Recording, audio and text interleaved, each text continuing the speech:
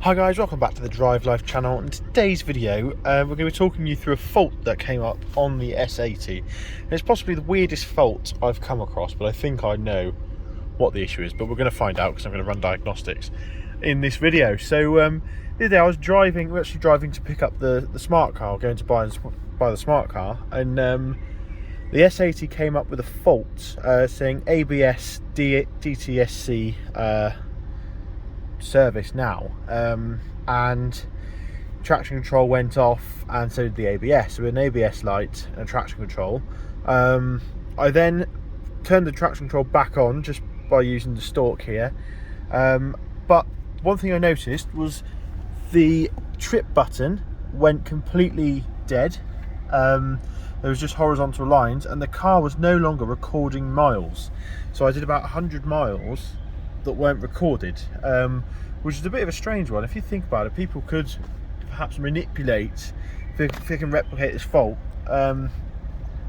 doing less miles than they're actually doing. So we're going to get to the bottom of that. I predict it's probably an ABS sensor of some sort had a faulty reading. Perhaps it's on its way out. It was as we went over a bump round a corner, the fault came on, so I'm not particularly worried. We've turned the car off, turned it back on again, and it didn't do it for the rest of the day. So it was all very bizarre. But yeah, today I thought we would run diagnostics on the car to see if we can get to the bottom of it. We're going to be using the VPeak and Garage Pro. So yeah, let's get to it. Okay, so the first thing we're going to do is plug in our OBD reader. This is the VPeak OBD reader that I got from Amazon. Works brilliantly well. It's the OBD check BLE. And for those of you who don't know, the OBD slot is down here just under your handbrake button, or on the other side if you're in a left-hand drive car. So I'm going to swap over to a different camera now to film the app and show you guys what we find. Okay then guys, so we've got Garage Pro ready now. So what we're going to do is we're going to read codes. Allow that. It's just recently updated. So right, we've got, just need to put in the make of our car. Oh, it's already picked it up. Knows it's a Volvo. Proceed like so. Sorry if the camera's a little shake. That's better, isn't it? There we go. Right, so we're going to scan all modules. I think it's always good to scan all the modules. Now what will happen is it will establish the vehicle's VIN, which is the vehicle identification number, which is on every car. You normally find it at the bottom of the windscreen if you didn't know. There we go, it's scanned that, and now it's going to complete a basic scan. 0 faults, that's always nice, isn't it? Engine scan. It's actually running quite quickly today. Normally it can take a little bit of time, 5 or 10 minutes or so, but it's not taking too long at all. So yeah, we'll go through these. It basically scans all of the codes, all of the modules. So we've got the basic scan, which is just any currently running obvious faults. Then it will go through the ECU, which is the engine module here. Then it's going to go through the transmission module, just below there. And then we're going to be going to ABS, EPS. Now, obviously my car doesn't have all-wheel drive, so instead, oh dear, 4 faults on the engine. That's never good, is it? We'll take a look at those. So we'll do transmission, ABS. I'm expecting one on ABS, nothing on the transmission, which is good. That's expensive. You can fix anything on an engine pretty easily. EPS, which is all your emergency systems, all-wheel drive. And what this does is it takes all the general Volvo ones. There we go, ABS fault.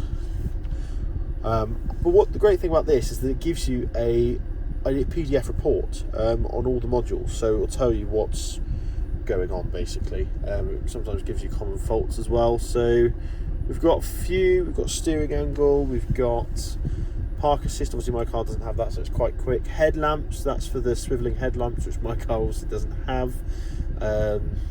Steering angle, that's good. Got a steering angle fault in the Jeep at the moment. Parking brake, etc. So it's quite quick at scanning, as you can see. Forward sensing module will just bang straight through. Shouldn't have any airbag faults, hopefully. Let's That's how many modules we have in this car. Some of them, it doesn't have all of them, but if you had a fully optioned S80 or P3 Volvo, then that's the sort of the amount of modules you have. I'll just line that back up so we don't fall off. It's just moved again, isn't it? So yeah, we'll go through these. These will all go quite quickly because we don't have active suspension. HVAC, obviously we do, you can hear that. It's warmed up quite a bit. As you can see, it's showing us 20 degrees in here, or outside, so it's quite warm even though it's cloudy. Meter, I don't actually know what meter is. Bit of a strange one. But other than this, the S80's been doing brilliantly. As you can see, it's on 115,000 now. Still barely running, really. Mrs. DL's actually driven it more this week than I have, because I've been doing a lot of miles. I've been taking the Smart just to get used to it, learn its quirks, and she's really enjoyed driving it, believe it or not. Going from the Jeep Wrangler, obviously, to driving this is a bit of a change, but she says she's really enjoyed it. The last time she drove it was actually in Sweden, and then I made her drive it all the way back from Birmingham after we bought the Smart car. So she drove it through the centre of Birmingham, and did really well, to be fair. So she's certainly loving this, and she can now finally understand why I love this car so much, which is good, I think, because I don't think she can understand quite why. And she said now that we're not allowed to sell this car, so it just means we've got to buy more cars, doesn't it? That's the only way to do this. We're up to 3 in the fleet, so I'm sure we can add a lot more. So just to let you guys know as well, we've got a mega review coming of the new Volvo C40 electric car, so that'll be quite cool. It's courtesy of Keith Price Volvos, have lent it to me for the day. We're doing my well-known mega review that I've done on cars in the past. It's a 40-minute full in-depth tour, drive, everything, so make sure you subscribe to that, because I'm really looking forward to that. I've got to go over to Abergavenny, which is about an hour and a half away from where I live, and yeah, we're going to have that for the day, so that'll be good. Thank you to those guys for sorting that out. So let's have a look at our faults. So we've got an ABS fault here. The C0034, show details. It might not tell us, no, but C0034, so we'll check that and I'll tell you about that by the end of the video. And then our engine faults. Oh, we've lost connection. View reports, full scan, view faults. So we have injectors. Oh, that's not good, is it? No signal received from the injector, and engine coolant temperature, coolant sensor going out of whack as well. So not too much of a concern, I don't think, to be honest. You know, it's 115,000. So we're going to turn it off, turn the key on. There we go, like so, and it's now going to start trying to clear the codes. And sometimes what can happen is there can be some strange things happening on the dashboard. Now, none of these faults have triggered an engine warning light, so they're not that serious. That's just on there because I've got the ignition on and it's being scanned. So we've got this, there we go, that's finished. So now that engine sort of clearing will go on in a minute. Go off in a minute. So obviously it'll skip through the ones that haven't had faults, just transmission and everything else other than the ABS. There we go, clears that.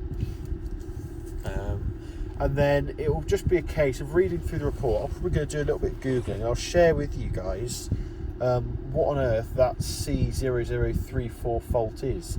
Now, the good thing about these faults is you can type them into any website, and they're pretty much universal language for all cars. Now, some cars are prone to getting more a particular fault than others, so you'll find them on the forums, etc., discussing them, and you can actually find out, say, on an Audi forum, what the C0034 code or fault code is, because it's sort of a universal coding language that they use. So there we are. We've cleared the ABS faults as well. So, like I said, I think it's probably going to be a wheel speed sensor, if I'm totally honest. So these will take, nearly fell off there. These will take a few seconds, so I'll wait for that and I'll join you guys in a second.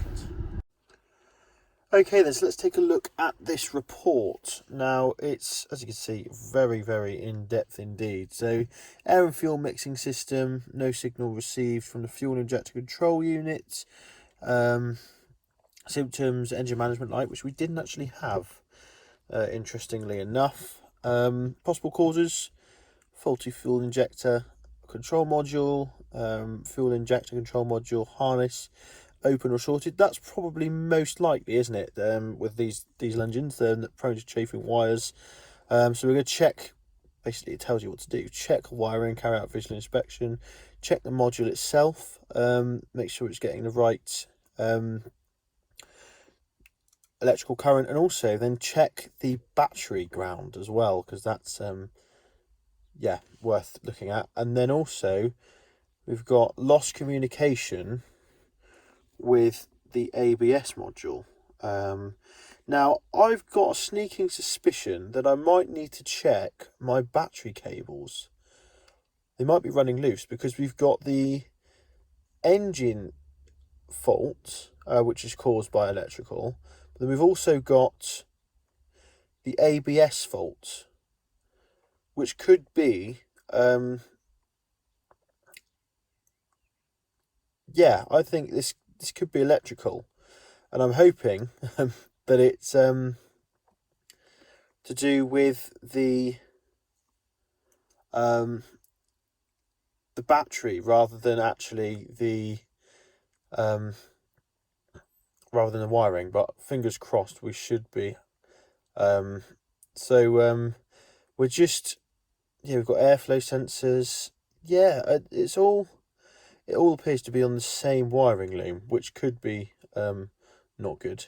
But yeah, so as you can see, these reports are really, really detailed, which is fantastic. So it gives you the date, inspector name, the BMW guy, it was the old channel name. So I'm going to do a bit more investigating on that. That appears to me like an electrical issue that could be chafed wiring harness, or it could just be the battery. So let's have a deeper look into that in another video. But until then, thanks for watching. Don't forget to like, comment, subscribe. Let me know your thoughts. Let me know if you guys have ever come across this issue before. And yeah, I'll see you in the next one. Cheers.